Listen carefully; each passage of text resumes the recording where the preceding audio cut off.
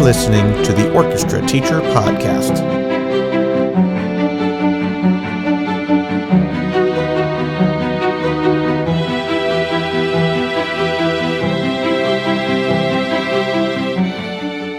Welcome, ladies and gentlemen, to the Orchestra Teacher Podcast. Once again, we have an amazing guest, and this is our episode number 104.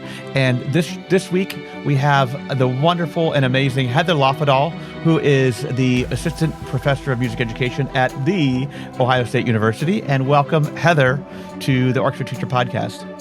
Thank you so much, Charles. I'm a huge fan of the podcast, and I'm thrilled to talk to you today. I'm so glad that you're here, and I want to learn. I mean, I know a little bit about your background and know you're, from this area of Atlanta where I am, and you taught here for a little while, and you're kind of been all over. But I definitely want to hear about what you're doing at the university, and also maybe get some of those tips and tricks that you have up your sleeve that can help our public school teachers, do some more great work. So, thank you so much again for being here. And then please tell us a little bit about your background and, just what you've done and where you've been. And the Orchestra Teacher Podcast is sponsored by Kaleidoscope Adventures. Recruiting and retaining talented musicians is essential for new orchestra directors building a program. And one of my favorite tips for generating interest is to plan a trip. There are so many options. You can participate in a festival at an amusement park, take the stage at Carnegie Hall in New York City, or travel abroad and perform in Vienna, the legendary city of music. Wherever you end up, not only will your current students look forward to the trip, but younger students will count the days until it's their turn to go. If you have no idea where to start, connect with Kaleidoscope Adventures by visiting the link in the show notes. They've been planning exceptional performance travel since 1993 and will make you look like a seasoned professional. Sure. Yeah. So I kind of have been all over the place, and I'll try and keep it brief. I did grow up in North Fulton County in Atlanta, in the suburbs. And at the time, Fulton County started beginning string instruction in fourth grade. Okay. And so I started in fourth grade. I grew up in a house where neither of my parents are professional musicians, but music was just on all the time. Yes. And my mom was always singing, and we were always going to concerts and all those kinds of things. So when it came time to decide if I was going to participate in fourth grade, the obvious answer was yes. Yay. And I got a lot of support from home. And so I wasn't really very serious for the first few years. I just kind of did it for fun and enjoyed the social aspect and all of those things. But within the first, 4 years of orchestra in public school, I had 3 different teachers. And so a lot of turnover and inconsistency. And I don't think I really realized it at the time, but I think that was hard. Looking back, you're like, that was really, yeah. And it is, if you've ever, people out there have ever taken over for a program who has been in that role of continuous turnover, it's super challenging to pick up. Yeah, it is. And all of the folks who I had as teachers had very different teaching styles. And so it was just kind of tricky to navigate, I think, as a kid. But one of the things they all had in common, for better or for worse, was a real emphasis on seating. Even from the very beginning, it mattered where you sat, and how you sat was tied to how you played. And by 7th grade, I was really frustrated that I was getting inconsistent results. Okay. Sometimes so one week your first chair, and then one week your 8th chair. And exactly. That's no fun.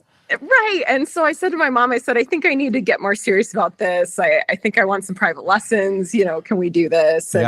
And that's really, I guess, in about mid 7th grade when I became a little bit more serious. I started taking lessons with Vivian Aiello in the Atlanta Ballet. Then in 8th grade, I had Ashley Cully as my orchestra teacher for 1 year. I did not know that. Yep. Wow. So, okay. She was in her first couple years of teaching, and she was my 8th grade orchestra teacher. And so between Vivian and Ashley, both of whom I loved, I kind of thought by the end of middle school, maybe this is something that I could do. I didn't really understand what that meant, but I thought maybe this is something I could do. So I really liked it. And so Vivian moved to Florida, and then I started studying with Cindy Beard, who's still in the Atlanta area teaching viola. And she's great. And she just really became kind of my viola mom throughout high school. That's great. she she let me sub in orchestra she was playing in. She helped me, audition and be successful in youth orchestras and governor's honors and just all of those things. So great. Okay, yeah, you've done a lot then. Yeah. And she was also a really important mentor in helping me understand what a music degree could look like. So I'm a first gen student. Neither of my parents went to college. Same. Yep. Cool. Is it weird to get 3 degrees? Right. It's a little weird to get 3 degrees. Like, okay, you've taken it to the extreme, but yeah. Right. Yeah. Well, and my dad jokes that, this is a total aside, but of the 4 of us, me and my husband and my brother and his wife, 3 of the 4 have doctorates. Oh, and, wow. Okay. So he laughs that, this was not anything that, came to us from them. But anyway, love my parents so much. So if you're listening. Yeah, if they're listening, that's right. Anyway, so Cindy really guided me toward, figuring out how to go to school for music and prepare for auditions and all of those things. So I ended up doing my undergrad degree at Augustana College in Illinois. I wanted to get out of Atlanta, have a different experience. And how did you find that school? I've never heard of it, so. Yeah, well, so again, being a first gen student, and my mother was very, very involved in my life growing up. When Cindy and I started talking about, music school, my mom said, "Oh, look, here's this Strings Magazine education issue. You're going to look through every single one of these schools and you're going to do some research." Yeah. The folks at Augustana were so responsive, and I just really loved the viola teacher, and it's a small liberal arts college. It's a couple hours outside of Chicago, and it was just a great fit. I was in a string quartet with the same folks for 4 years, and they're still some of my best friends. Oh, right. Yeah, you build those bonds. Yeah. Yeah. I was able to do a performance and education degree in 4 years, which was pretty impossible most places. Yeah. They were on trimesters. So I think that's really I started my undergrad at Ohio U on quarters. It was quarters, but it was like 10 weeks. I liked it. You got a lot of different classes in there, Me too. Yeah, I really liked it. And I think that's the only reason I was able to do the 2 degrees together. Yeah. And I got my first taste of teaching in a community partnership there. The cello professor ran a community partnership in a local church. Yep. Had some students there. It was just a really good fit. And then I student taught at Waubonsee Valley High School in the Chicago suburbs with Will Burke and Krista Halverson, who were both incredible. And that was a great program. And so that was kind of, how I got to becoming a teacher. And so then my first job was in central Illinois in a small town called Pekin. And it was a K through 12 strings program, actually. Yep. And it was a Suzuki-based program. Oh, wow. Okay. In the public schools. That's interesting and rare. Yeah, and it doesn't quite exist in the same format anymore, unfortunately. Yeah. But so I was hired as a high school person in the morning. I spent my mornings at the high school, and then I had a couple hours of a break. And then from mid-afternoon through 7 or 8 at night, depending on the day, I taught private and group lessons on violin, viola, and bass. Holy cow. Okay. And I loved the job. It was totally fine for, a young single person out of school. Yeah. Right. I think it would be really hard if you had, young children at home or something like that. I think every position has their ideal home family thing, I found it tough being the college professor to have the young kids, because I was, trying to get tenure and traveling and doing all this. And I was like, this is just crazy. It was too much. So for me, that was a big part of me leaving higher ed. But I think, and then, my last job at Alpharetta, it was great, but it was far away. So that was the other missing piece. And now I'm close to home, and it's all great. But you always have to find that balance, And I talk about that a lot in presentations I do and whatever, but that balance is critical, Right. And just making sure you have it. Yeah, I think it is. And case in point in this job. So it was me, and then the other 3 orchestra teachers were all my parents' age, right? So their kids were out of the house. Yeah. And so they were really great mentors too. I've just been so lucky to have so many wonderful mentors in my life, and having 3 experienced teachers who I was working really closely with in that job was great in my first couple of years teaching. And yeah, so that was that gig. And then, I had always known that I wanted to at least go back and get a master's. The PhD was kind of still a question mark. So I started looking for schools and met Rebecca McLeod and Scott Rawls at the University of North Carolina, Greensboro, and ended up there for a master's degree in music ed and viola performance. So that was a 3-year program. And was lucky enough to, do the assistantship thing and teach with Kristen Blanton in the community partnership that Rebecca ran, and work at the university and just do all kinds of great Lots things while I was there. And a great pedagogy. Obviously, Rebecca is one of the leaders in that, and so you've had great pedagogy and great teaching. Yeah. And I think that's really where in my master's was when I really started thinking about, okay, this PhD thing might be, something that I'm interested in. And I thought about staying on after the master's, but 3 years for the double master's and then 4 years for a doctorate sounded like a lot. And I did miss, right. Yes. And I did miss the classroom a lot. And so I took a job in the Chicago suburbs at Conant High School, which was a great program, big program that had, students ranging from those who just really liked to play their instruments and were there for the social and for the fun to students who are now, at major conservatories and, playing all over. So that's great. Similar to a lot of the programs in Cobb, just a lot going on. Big and varied. And so I really thought then that I might stay there forever. And then the phone rang and it was Ashley Cully. And she said, hey, my co-teacher is leaving and would you be interested in moving back to Atlanta?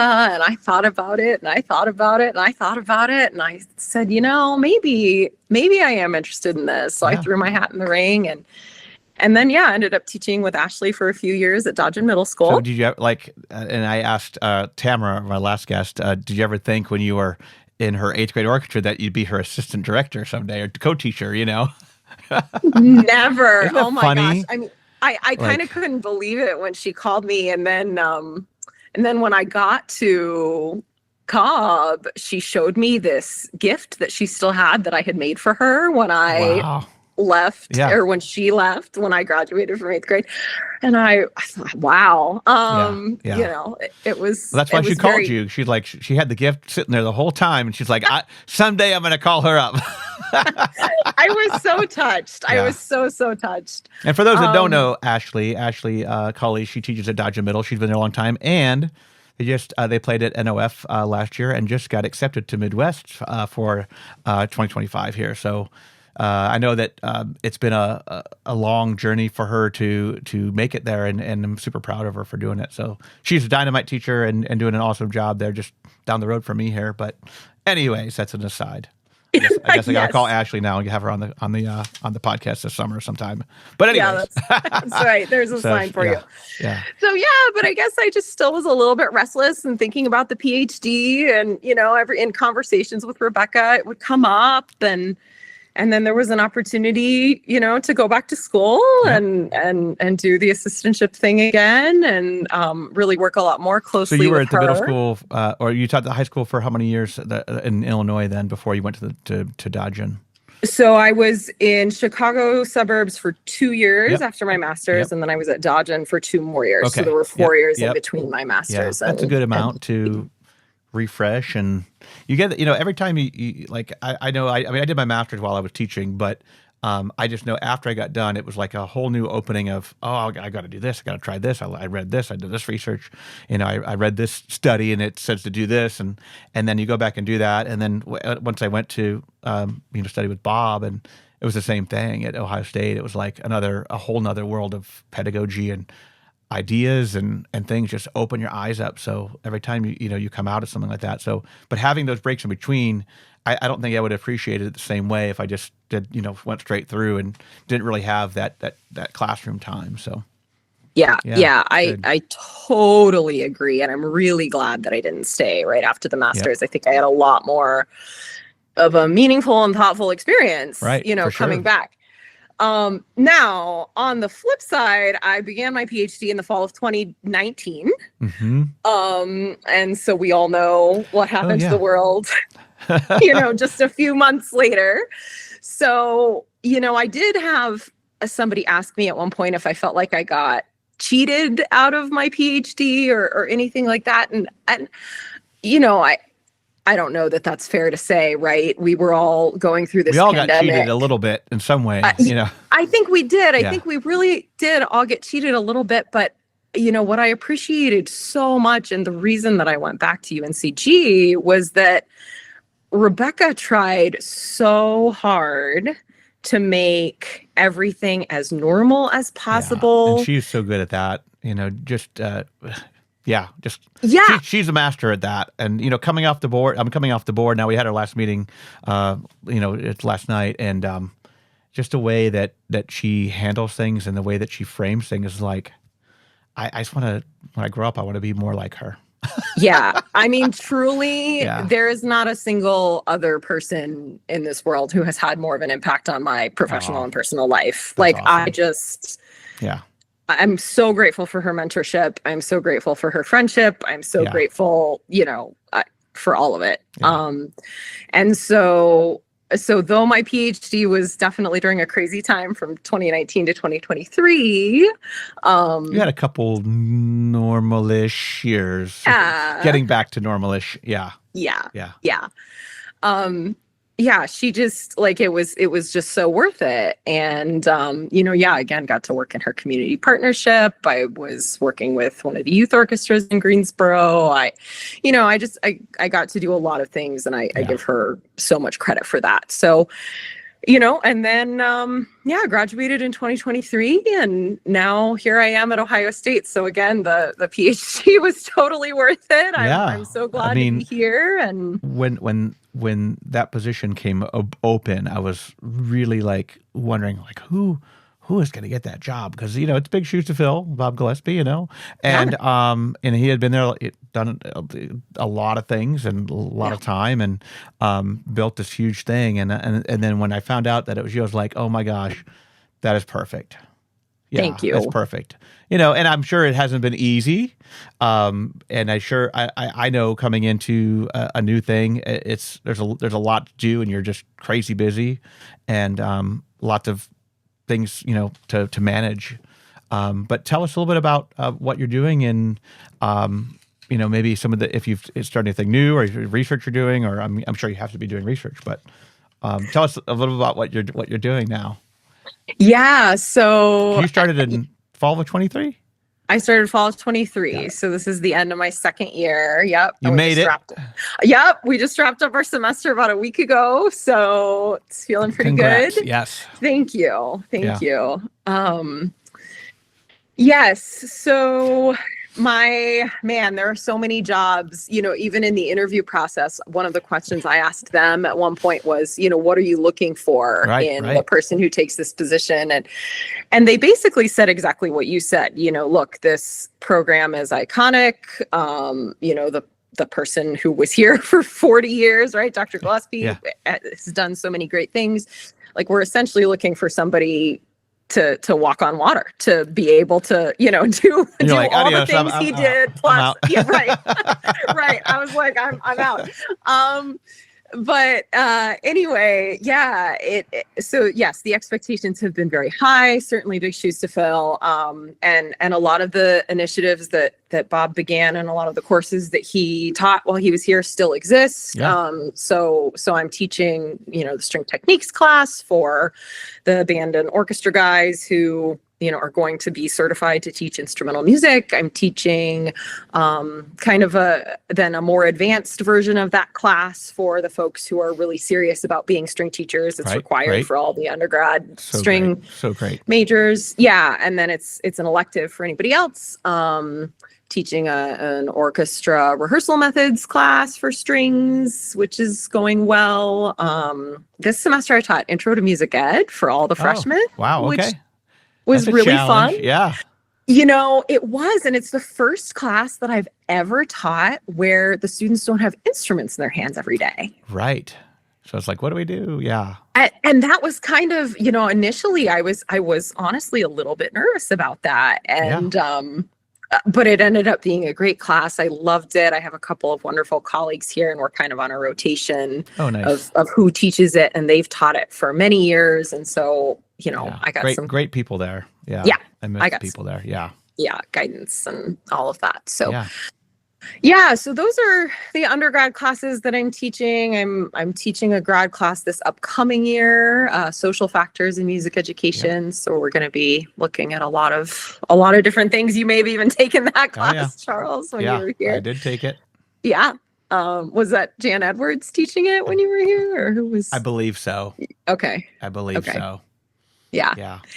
Yeah, so that's kind of my teaching load. And then, yes, I am doing research. So technically my load is a 40-40-20. And so for those of you who are listening, that's 40% research, that's 40% teaching, that's 20% service. And so, yes, I am doing some research. I'm finishing up some projects that I had started even back in grad school that are still, at least you had some things in the fire, that now you can say, I finished it here. Yeah, right. Yeah. Getting those things wrapped up. And then that reach for tenure is a long process, it's about 6 years for most people. That's right. Yeah. Yep. And so people that don't know, like in college world, that's what it is. So you have to be doing a lot and proving yourself for 6 whole years before you get that associate professor title and tenure. So it's a lot of work. Yeah. A lot of work. Yeah. Yeah, it is. So I'm wrapping up a couple things there. I have an awesome undergraduate student who, like, day one when I was here in fall of 2023, he was in my office telling me how interested he was in music ed research. And great. So we, for an undergraduate especially, that's I mean, watch out, world. His name is Aiden Sullivan, and he's coming for the profession very soon. That's great. He'll be graduating in December. Oh, wow. And we'll need a job. So anyway, he's tremendous. And he is, so he and I are doing a research study together. I can't say too much about but we're looking at the practice habits and practice behaviors of high school string players. Very cool. We're wrapping up data collection next week. Wow. So I'm excited to hear about that, because I would love to learn more and get my kid to practice more, hopefully, based upon your research findings. So anyways. Very cool. And then, so this is great, and congrats on being there. And I know that you're going to continue all the great things that have been done, and then also, add your flair and your shape to it. So I know you have. Is it too late to register for the string workshop for the summer? It is not. Okay. No. So the number of people listening, if you're looking for the best string workshop for learning pedagogy, or if you're new to strings and you are looking to get better on your instrument, learn more strategies to teach your instrument. I know Matt Radspinner is going to be there doing the new to strings people. That he's awesome at that. Like, he has mastered that. So if he's a great teacher from Pennsylvania that will be over to teach those classes, but it's a week long, all day, intense stuff. You don't even get to eat dinner. No. Well, but so tell us a little bit more about how they can register. But I think I spilled the beans a little bit on that. But it's something that I've been a part of for a long time, and it's just a great workshop, you guys. So I think the best one. One of the best ones, at least, for sure. Yeah. Thank you, Charles, for that great plug. And we'll put a link up to it in the podcast notes if you want to send that to me too. Yep. That would be great. Yep. Yeah, that would be great, because people definitely can still register. Registration closes on June 20th. It's a Friday. So about another month, registration's open. And yes, like Charles said, this is another one of the wonderful things that Bob built in his time here. And this is our 40th summer. That's crazy. Yeah. So it's very Exciting. We're running from July 6th through 12th. This year are the dates of the workshop. And though it is not true that you don't get to eat dinner, you do get to eat dinner. The days are very long. Yeah. I mean, you leave with a ton of resources. There's a nice packet they give you, and everybody puts their handouts in, so it's all organized. And then just the knowledge and the people that are coming in. You got all the big names coming in.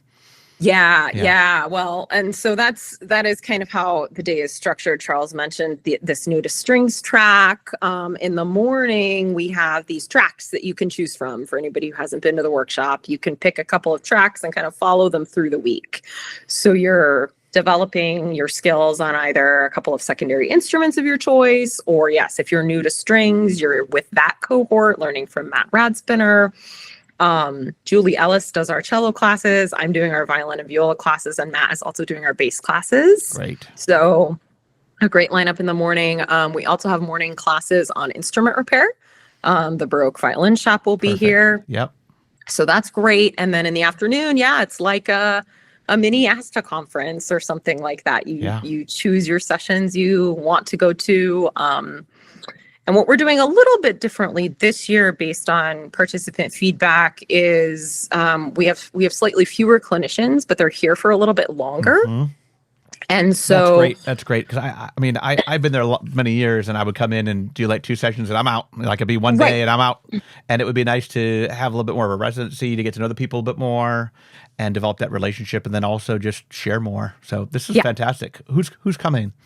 So our headliners this summer are Frank Diaz from Indiana, Rebecca McLeod from Illinois, Tammy Yee is out in California. Fantastic. And Daryl Silberman is in the Chicago suburbs. Yeah. So they're kind of our 4 headlining teachers. And then our headlining composers are Yukiko Nishimura and Adrian Gordon. Wow. Yeah, that's just killer lineup. So it's you can't beat it, you guys. So check it out, and we'll share that information in the notes of the episode here. So that'd be great. And you can still register until June 20th. So perfect. Yes, and there is an online component too. If you can't join us in person, it's like a virtual. Will most of the things be recorded? Most of the sessions? About half. Half. Okay. And then we'll have some content available from previous years as well. Awesome. That's fantastic. Yeah. Cool. So could you share with us, kind of like backing up a little bit and some of the things, maybe you teach it in your techniques class, your methods class, some of your favorite tips, tricks, rehearsal strategies, or fixes, or life hacks, orchestra hacks, if you will, that you can share, think about? Sure. Or organizational strategies, anything. Yeah, of course. Yeah. So thinking about like my string tech class, and that's, beginning string. Sure. Beginning string land.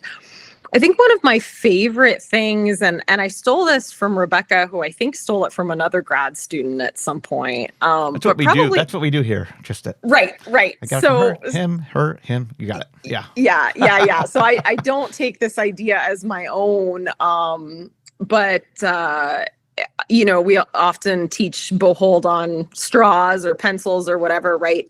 And Rebecca has created, and now I have created, a bunch of dowel rod bows. Sure. And so the straw goes on the dowel, and you put a little clothespin at the end, so it functions as a frog, and now you have this very cool device, right? So I think that's probably one of my favorite just implements to use. And so you think I shared. What's the biggest benefit you found in using that over the instrument itself, I guess? Yeah, well, I think a couple of things. And actually, can I grab one really quick, Charles? Would love to see it. Right in the corner of my office. I'll grab it. So let me see. So I think one of the things that... Go ahead. Start that. I think one of the things. Ready? I think one of the things that... Wait. Give it a pause. I can edit then. Great. Okay. So I think one of the things that is really, really useful with this, right, is we've taught the bow hold on the straw, and so we've developed a relaxed bow hold.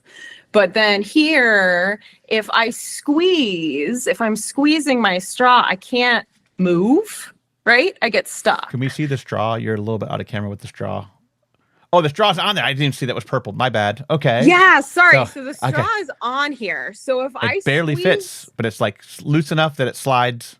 Perfect. Yeah, it slides. So if I squeeze, I get stuck. I can't move. That's fantastic. Right. And so I'm developing a straight bow and all the things we like to do, but I'm also developing a loose bow and a flexible bow hold. So I think that's one of my favorite toys for beginning strings. And then I was at a professional development for teachers a few months ago, and then I got an email from one of the teachers afterwards. I had taken my dowels, and one of the teachers had cut off the hair of a school bow and had taken the frog off and everything, and had put the straw over the stick of the actual violin bow. Yeah, that works too. You know, so she was using it that way too. So yeah, I think both of those things. A lot work. of times, you know, the bows are cheap enough that it's just cheaper to buy a whole new one than it is to rehair it. So if you have perfectly good bows and now I do recycle mine and I get a discount on some of the recycled bows, but that's a really great way to, if a bow is kind of trashed, to make it into a practice bow. I love that. Yeah. Yeah. So that's one of my favorite kind of beginning string things that I use a lot.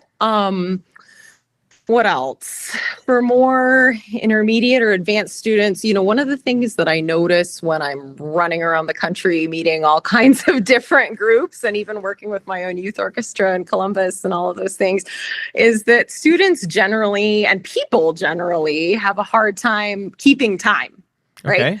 That's why we wear watches. That's why we, you know, have to work to play together. And so, you know, I do a lot of pulse activities with my students. I do a lot of, you know, human metronome, right? Where half the orchestra counts and half the orchestra plays, or you count and your stand partner plays, and then you give them feedback and then you switch. I've even done that with young students where, you know, if the cellos are having are struggling with pulse, you know, the violins and violas will get up and surround the cellos and hit their head like in Mr. Holland's Opus. Here's the pulse. But okay, just counting around, just standing around them to count. Yeah, standing around them to count. It makes them focus too. And then giving them feedback. Oh, it totally does. Yeah. It makes them focus 100%. Yeah. So I do a lot of that kind of thing.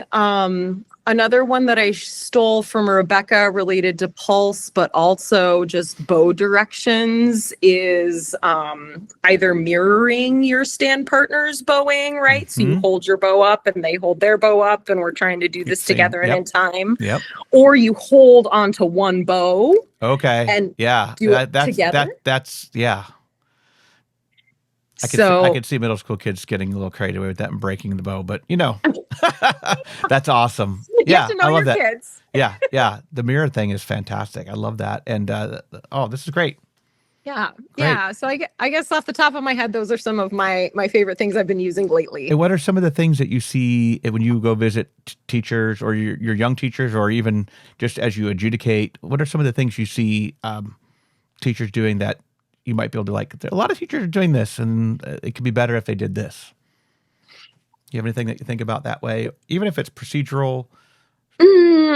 You know, I've just done a couple of adjudications and festivals recently, actually. And one of the things that I was thinking about with a lot of the groups, and some of them did this really, really well. And some, like you said, maybe, we could think about, and I know this sounds really simple and basic, but tuning. What is your tuning procedure before you go on stage? When you are on stage, you know, if you're going to tune on stage in front of the judges, make sure that you're really, really in tune. Yeah. And that you have a plan. That is my one pet peeve when I go to different concerts, and it's like they go through the motions of A, D, G, C, A. You know, they go through those motions, and then not a single kid has touched a fine tuner. So is it a show? Are they really tuning? You know, and so we have to make sure that if we're going to do the show, that something changes. because it's nothing worse than, they get done with the E and the E's are really out of tune, and the director goes on, okay, we're going to play the concert. Like, how can you even start, Yeah. So for me, that is a big pet peeve. And I think it's very pronounced that we think close enough is good enough sometimes. And with tuning, like, you don't give yourself even a remote chance of getting it right if those open strings are out of tune from the get-go. It's like you're going to drive 2,000 miles, but we have one flat tire. But let's go anyways, right? Right. Right. With the flat tire, doesn't matter. No, I mean, as an adjudicator, I would way rather wait 2 more minutes. I totally agree. And, I think the audience, if it's not even adjudicated, I think the audience deserves to hear open strings in tune. Whether or not the rest of it's in tune, at least those opens, when they get to there, they're going to be in tune. Yeah. Yeah. I agree. Yeah. So, what, are you doing some presentations and things like that too coming up? Yeah. I tried to keep this summer fairly light. Well, you got a big job to do in July. Yeah. That's a lot of work. Yeah, because of string teacher workshop.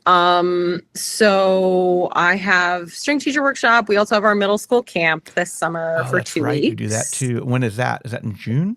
That's in June. Okay. So you have a big event in June and a big event in July. Right. So just know, if you're a college professor, you don't have the whole summer off. Not like most of us, they're teachers anyways, don't do the whole summer off. Anyways, we're always doing a little something.